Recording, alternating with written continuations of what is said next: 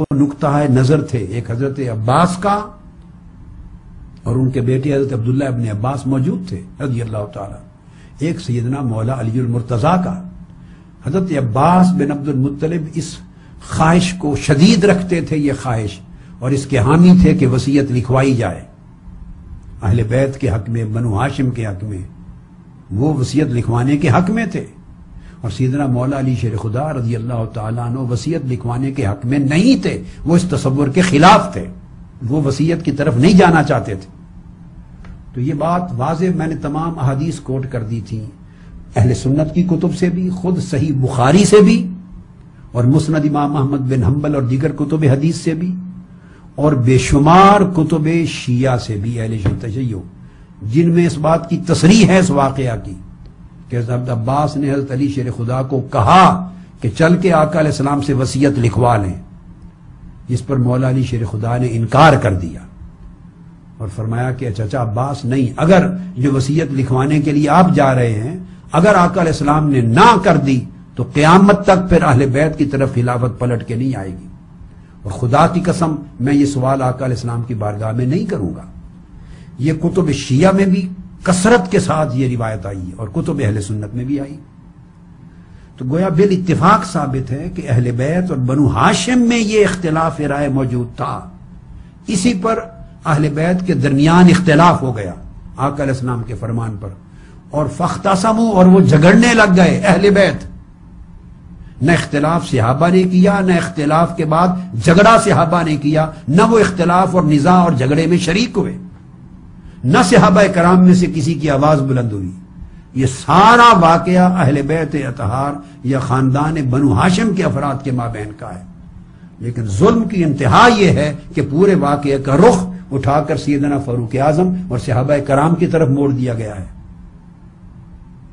انتہا ہے جفا کی، ظلم کی، ناانصافی کی، دھوکہ دہی کی، کذب اور الزام تراشی کی انتہا ہے۔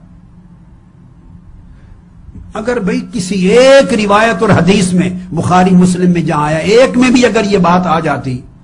اور باقی 10 میں یہ بات نہ ہوتی تو چل میں اس کو کوئی وزن دے دیتا، میں کہ ایک روایت میں تو ہے۔ کسی ایک روایت میں بھی ہلکا سا اشارہ بھی نہیں ملتا کہ یہ صحابہ کرام نے اختلاف کیا ہے، یا انہوں نے آواز بلند کی ہے، یا ان کے مابین نزاع اور جھگڑا ہوا ہے۔ ہر روایت بتا رہی ہے کہ یہ اہل بیت کے درمیان ہوا، فاختلف اہل البیت واختصموا، جگہ جگہ یہ کلمات آئے، اہل بیت میں اختلاف ہوا کہ لائیں وصیت لکھوانے کے لیے سامان کتابت یا نہ لائیں، دو گروہ ہو گئے، اس جھگڑے میں ان کی آوازیں بلند ہو گئیں اور آقا علیہ السلام نے اٹھا دیے۔ یہ مختصر سا خلاصہ اس تفصیل کا ہے جو بات کل بیان ہو چکی۔ اب اس کے اوپر جو اعتراضات مجموعی طور پہ ہوتے ہیں، تو ایک بات تو یہ طے ہو گئی، سیدنا فاروق اعظم رضی اللہ تعالیٰ عنہ کی زبان اقدس سے تو فقط ایک جملہ نکلنا ثابت ہے جو میں نے کہہ دیا کہ قد غلبہ الوجع، آقا علیہ السلام کی تکلیف اس وقت بڑی شدید ہے، اور یہ وہ جملہ ہے کہ 10 کے 10 مقامات پر ہر حدیث میں یہ جملہ پہلے عبداللہ ابن عباس رضی اللہ تعالیٰ عنہ نے کہا ہے۔ جس نے یہ خبر دی ہے اس نے جمعرات کے اس واقعہ حدیث کرتاس کی خبر کی ابتدا میں ہی یہ جملہ کہا ہے، تو کیا وجہ ہے یہی جملہ جب فلما اشتد مرضہ وغلبہ الوجع، جب ان کے کہنے سے گستاخی نہیں ہوئی تو سیدنا فاروق اعظم کے اس جملے سے گستاخی کیوں بن گئی؟ بدقسمتی ہے، ایک مائنڈ سیٹ ہے، تعصب اور اناد اور عداوت نے ایک ذہن بنا دیا ہے۔ وہی جملے اگر اہل بیت اور بنو ہاشم میں کسی سے صادر ہو جائیں تو گستاخی نظر نہیں آتی، چھپا دیا جاتا ہے، پردہ ڈال دیا جاتا ہے۔ وہ جملے صحابہ کرام اگر اسی نیک نیتی سے کمال ادب میں کہہ دیں تو بجائے ادب کے وہ بے ادبی گستاخی ٹھہرا دی جاتی ہے۔ تو یہ ایک ذہنی اختراع ہے، مائنڈ سیٹ ہے، ذہنی عداوت ہے، ایک اینک چڑھ گئی ہے خاص رنگ کی، اس لیے اس میں سفید بھی سیاہ نظر آتا ہے۔ اگر وہ اینک اتار دیں تو ہر چیز اپنی اصل حقیقت میں نمایاں ہو جاتی ہے۔ اب آج اس کے اندر اور بڑی باریک اس حدیث کی شرح کے باب میں جو اعتراضات اور متائن اٹھتے ہیں اس کا جائزہ لیتے ہیں۔ پہلا اعتراض یہ کیا جاتا ہے کہ آقا علیہ السلام نے فرمایا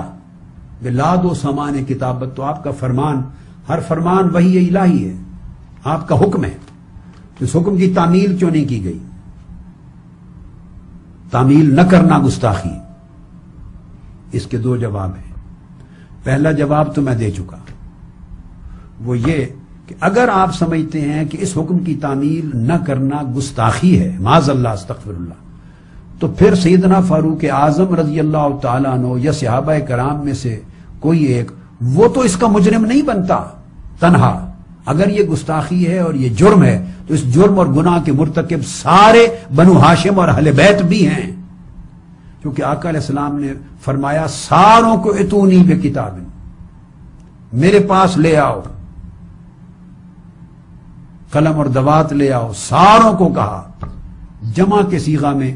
تمام متون اور حدیث کی تمام طرق سے یہ ثابت ہے کہ آپ نے سارے اہل مجلس کو کہا، اور قریب ترین صبح و شام بیٹھنے والے اہل بیت نبوی اور بنو ہاشم تھے۔ اگر سیدنا فاروق اعظم کو کہا ہوتا یا کسی اور صحابی کو نام لے کر کہا ہوتا تو الزام کی کوئی جواز بھی بنتا تھا۔ آپ نے تو سب سے کہا، تو سیدنا فاروق اعظم پر الزام کیسے بن گیا؟ اگر وہ نہیں لائے تو صحابہ کرام کو چھوڑ دیجئے، اہل بیت کیوں نہیں اٹھ کے لے آئے؟ بنو ہاشم کیوں نہیں لے آئے؟ خود سیدنا مولا علی شیر خدا کیوں نہیں جا کر لے آئے؟ جبکہ کتب حدیث میں آتا ہے کہ آخری ایام میں وہ آقا علیہ السلام سے جدا ہی نہیں ہوئے، آپ کے ساتھ رات دن رہتے تھے، اور لکھنے پڑھنے کا کوئی حکم ہوتا کام وہی انجام دیتے تھے۔ تو ذمہ داری تو مولا علی شیر خدا کی تھی۔ فاروق اعظم رضی اللہ تعالیٰ عنہ نے تو کسی کو پکڑا تو نہیں نکلنے سے، نہ ہاتھ تھامے ہیں، نہ باہر جانے سے روکا ہے۔ انہوں نے کیا کیا ہے؟ پورے بنو ہاشم اہل بیت بیٹھے ہیں، اگر حکم تھا سب کو مشترکہ تو کس چیز نے روکا؟ کیوں نہیں لے آئے؟ یہ گناہ پھر سب پر جائے گا معاذ اللہ۔ اور میں نے کل یہ حدیث بھی کوٹ کر دی تھی مسند احمد بن حنبل سے، اور کتب شیعہ سے بھی اس کو بیان کر دیا تھا کہ سیدنا مولا علی شیر خدا خود فرماتے ہیں کہ آقا علیہ السلام نے مجھے فرمایا، انڈیویجولی، اسپیسیفکلی، ایکسکلوسیولی نام لے کر فرمایا کہ علی جا کے قلم دوات لے آؤ، میں ایک وصیت لکھوانا چاہتا ہوں تاکہ امت بعد میں گمراہ نہ ہو۔ ایک مقام پر مولا علی شیر خدا خود فرماتے ہیں، اور میں نہیں لینے گیا قلم دوات، اس خطرے سے کہ حالت آپ کی دیکھ کر خیال گزرا کہ کہیں میں باہر جاؤں اور پیچھے وصال نہ ہو جائے، روح اقدس قفس انصری سے پرواز نہ کر جائے۔ تو میں نے عرض کیا یا رسول اللہ زبانی فرما دیں، میں یاد کر لوں گا۔ اور میں نے یہ واضح کر دیا تھا کہ دو امکانات ہو سکتے ہیں، حدیث ثابت ہے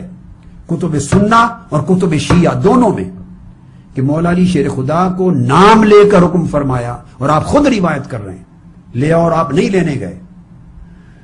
یا تو یہ واقعہ جو آپ نے فرمایا وہی حدیث کرتاس سے متعلق ہو سکتا ہے، اسی دن کا واقعہ ہے جمعرات کا، کہ اس میں آپ نے تصریح کر دی کہ جو فرمایا تھا قلم دوات لے آؤ یہ اسپیسیفکلی مجھے کہا تھا۔ اگر تو واقعہ اسی دن کا ہے تو پھر ذمہ دار مولا علی شیر خدا بنتے، اور اگر وہ ذمہ دار بنے تب بھی میں یہ واضح کہہ رہا ہوں کہ یہ عمل گستاخی نہیں بنتا، اس کی وضاحت آج کرتا ہوں، بلکہ یہ کمال درجے کا ادب بنتا ہے، محبت بنتی ہے، رقت قلب بنتی ہے، حضور کی تکلیف کی شدت کا احساس بنتا ہے، وفاداری بنتی ہے۔ خواہ فاروق اعظم کا معاملہ ہو، خواہ سیدنا علی شیر خدا کا معاملہ ہو رضی اللہ تعالیٰ۔ اور اگر یہ واقعہ اس دن کا نہیں جب آپ کو فرمایا اس کے بعد کا ہے تو یقیناً وصال سے کچھ لمحات پہلے کا ہوگا، چونکہ ان کو خیال گزرا اگر میں باہر گیا تو شاید وصال نہ ہو جائے، اس کا مطلب ہے بالکل وہ حالت تھی کہ وصال عین قریب تھا، اس کا مطلب ہے یہ جمعرات سے بھی بعد کا واقعہ ہے۔ جمعرات کو حدیث قرطاس ہوئی، اس کے بعد جمعہ تھا، ہفتہ تھا اتوار، اور پیر کو وصال ہوا، تو یہ جمعرات کے بعد اور پیر سے قبل درمیان کے کسی دن کا واقعہ ہے کہ آپ کو ایک لمحہ باہر جانے کی صورت میں بھی آپ کے وصال فرما جانے کا خدشہ تھا، اور اس میں آپ نے خود حکم سن کر کہ علی جا کے لے آؤ، نہیں لائے۔ اگر بعد کا واقعہ ہے تو اس میں تصریحاً آپ کو حکم تھا اور آپ نہیں لائے۔ اب اس کا تعین آپ خود کر لیں، اگر اس کو گستاخی ٹھہرانا ہے تو مولا علی شیر خدا کو کس کھاتے میں رکھیں گے؟